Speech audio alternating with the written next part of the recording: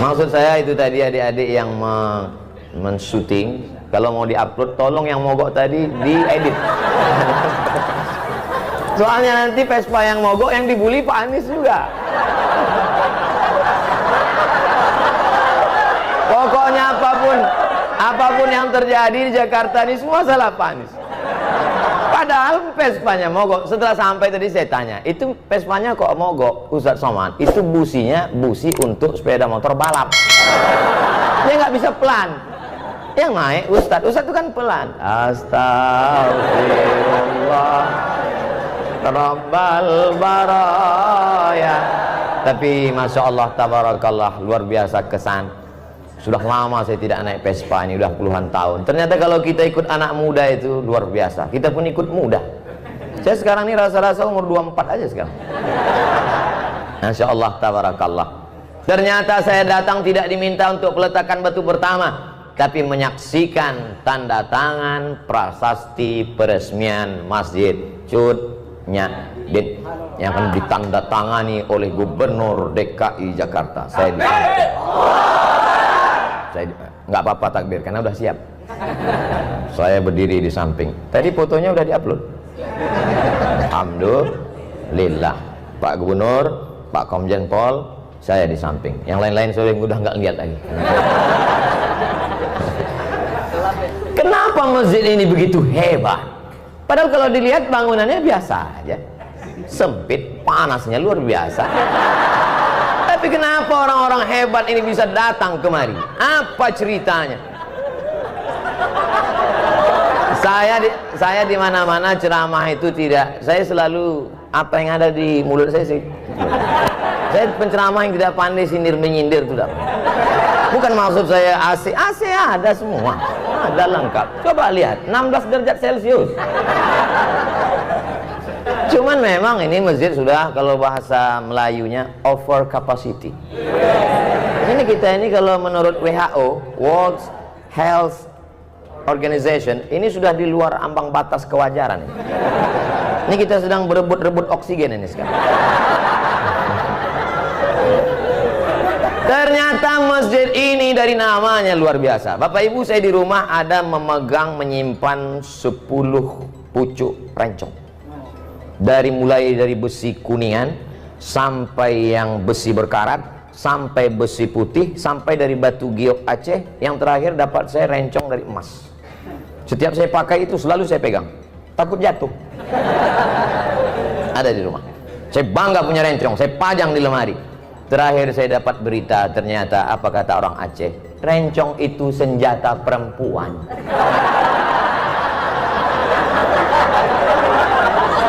Loh, kenapa rencong senjata perempuan? Karena itu membunuh dari jarak dekat. Perempuan Aceh memegang rencong. Ketika dia lihat ada yang membahayakan kehormatannya, harga dirinya, maka dia akan tusuk dari jarak dekat, mati dalam genggaman tangan. Siapa dia?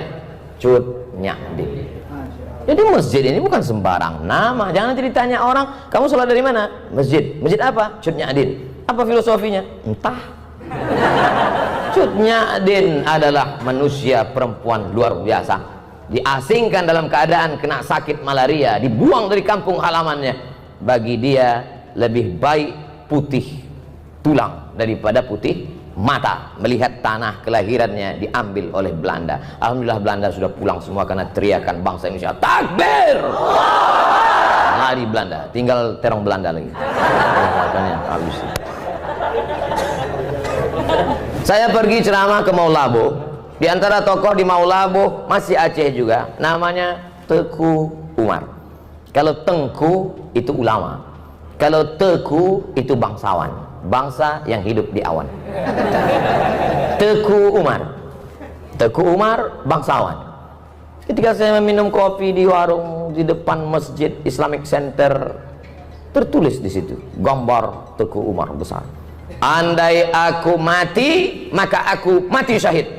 Andai aku hidup besok pagi, aku masih bisa minum kopi. Ternyata mereka menghadapi hidup itu simpel, tidak ribet, tidak jelimet. Hidup itu biasa aja, guys.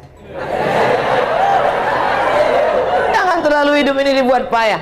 Andai aku mati malam ini, mati syahid. andai hidup besok pagi masih bisa minum kopi. Hidup sudah pahit, jangan minum kopi pahit. Tapi jangan ditulis di baju kaos. Ini banyak anak muda dapat ide langsung tulis, hidup sudah pahit, jangan minum kopi pahit. Dipakai sholat berjamaah. Bahaya, teman di belakang yang senyum.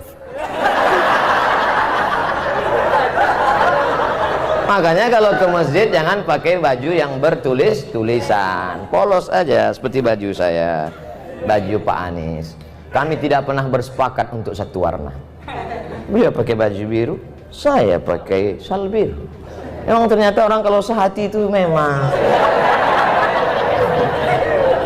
Saudara yang dimuliakan Allah Subhanahu wa taala, apa kelebihan masjid ini? Namanya punya kelebihan, perjuangannya. Maka setiap orang yang sholat di sini mengambil prinsip perjuangan itu. Sedang perempuan saja tidak mau menyerah kepada Belanda, apalagi laki-laki. Kamu laki-laki apa perempuan?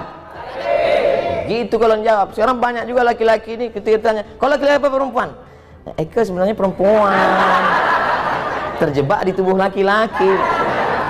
Kalau ada yang model-model begini, serahkan ke Komjen Pol, serahkan ke Pak Polisi supaya dilatih dia gerak jalan. Memang awal-awalnya dia dilatih, dia karate biar bangkit semangat jantannya. Suruh dia lari, mungkin larinya, tapi kalau udah diikatkan di situ daging, suruh kejar anjing herder, insya Allah hilang bencongnya. Saudara yang dimuliakan Allah Subhanahu wa taala, kenapa dengan Masjid Cunyadin? Ternyata masjid ini kecil tapi perjuangannya luar biasa. Disebutkan oleh Pak Gubernur tadi, kanan jalan, kiri jalan, depan jalan, belakang jalan. Tapi akal tak pernah putus untuk berpikir bagaimana membangun rumah Allah. Tidak bisa ke samping, harus ke atas. Makanya pertumbuhan itu ke atas, bukan ke samping. Ke atas, tidak pernah putus asa. Ibu-ibu tadi semua di bawah, mohon maaf Bapak Gubernur, Bapak Komjen Pol, ketika saya naik tadi agak terlambat di atas. Pak Gubernur minta saya duluan, saya bilang Pak Gubernur duluan.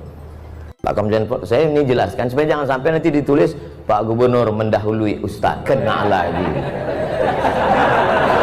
Pak Gubernur tadi mau saya duluan, saya bilang Bapak duluan.